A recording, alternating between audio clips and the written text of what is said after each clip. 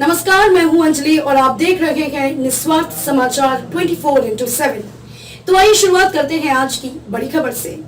बिल्किस बानो के दोषियों को अगर जेल नहीं भेजा गया तो आईएमसी बैठेगी धरने पर। बरेली में इत्यादि मिल्लत काउंसिल के राष्ट्रीय अध्यक्ष मौलाना तौकीर रजा खान ने अपने आवास पर पत्रकारों से बात करते हुए कहा कि बिल्किस बानो के साथ बलात्कार जैसे मामले में दोषी 11 लोगों को बाइज्जत बरी किए जाने के फैसले के खिलाफ उनकी पार्टी 1 सप्ताह का केंद्र सरकार को नोटिस देकर बेमियादी धरने पर बैठेगी। उन्होंने कहा कि हमारी प्रदेश सरकार से कोई शिकायत नहीं है, बल्कि हमारी मोदी सरकार से शिकायत है कि देश की छवि खराब हो रही है। इस प्रकार के 11 दोषियों को खुलेआम छोड़ देने से बिल्किस बानो को न्याय नहीं मिलेगा और देश की छवि खराब होगी।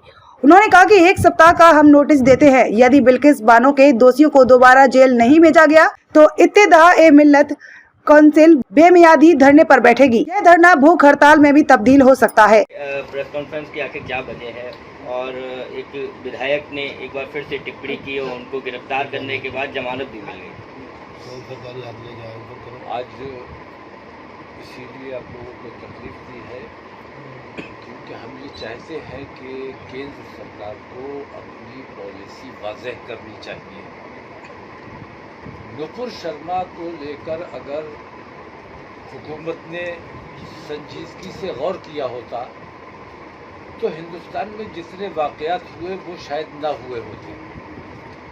एक नुपुर शर्मा को गिरफ्तार ना करके उन्होंने हिंदुस्तान में कैसी अफरा तफरी का माहौल बनाया, इसके लिए हुकूमत जिम्मेदार, केंद्र सरकार जिम्मेदार। और केंद्र सरकार मुजरिमों की पुष्टपनाही करती रहे और सिर्फ इसलिए पुष्टपनाही करे क्योंकि मुसलमानों की दिल आज़ारी की जा रही है।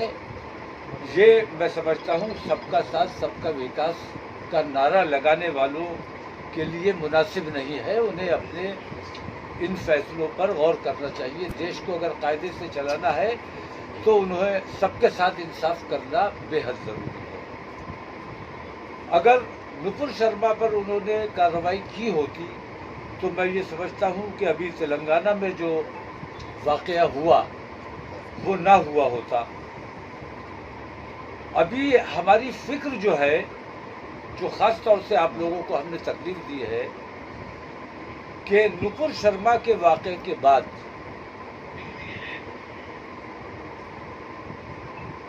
कन्हैया की जो हत्या हुई उस तरफ आपकी तवज्जो होनी चाहिए।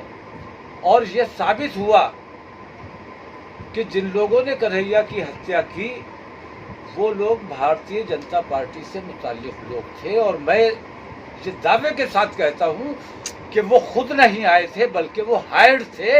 इन्हीं लोगों ने हायर्ड किया था उन्हें। केंद्र सरकार से ये मांग है कि देवी देवताओं की शान में कोई अभद्र भाषा बोले, गलत टिप्पणी करे या मुसलमानों के धर्म पर उंगली उठाए, कुरान पर या रसूल आज़म की शान में गुस्ताखी करे, इन सब चीज़ों को रोकने के लिए, क्योंकि इससे धार्मिक भावनाएं आहत होती हैं और इससे देश का माहौल बिगड़ता है। अगर हुकूमत चाहती है कि देश का माहौल ना बिगड़े, देश में अमन व अमान रहे और भाईचारा रहे, तो ये ज़रूरी है कि केंद्र सरकार को एक ऐसा कानून बनाना चाहिए कि जो भी इस किस्म की हरकत करता है, वो ख्वाह हिंदू हो या मुसलमान हो, उसे फांसी की सज़ा मिलनी चाहिए। ऐसा कानून अगर बनेगा तो मैं ये समझता हूँ कि इस किस्म के जो रोज़ रोज़ फितने खड़े होते हैं, हमारा देश इन फितनों से महफूज रह सकेगा। केंद्र सरकार ने अगर हमारी बात नहीं सुनी, नहीं मानी और ऐसा कोई कानून बनाने के लिए उन्होंने पेशरफ्त नहीं की, तो गैर भाजपाई सरकारें जहाँ जहाँ जिन जिन प्रदेशों में हैं, मैं केसीआर से भी तेलंगाना जाऊंगा, बात करूंगा उनसे भी, अरविंद केजरीवाल से भी बात की जाएगी और तमाम गैर भाजपाई सरकारों से, प्रदेश सरकारों से ये अनुरोध किया जाएगा कि अपने अपने सूबों में ऐसी व्यवस्था करें, अगर कानून बनाया जा सकता है तो ऐसा कानून बनाए।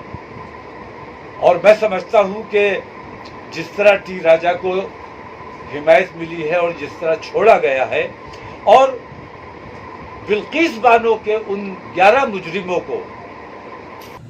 खबरों में अब तक लिए बस इतना ही। मिलते हैं फिर ऐसी ही बड़ी खबर के साथ।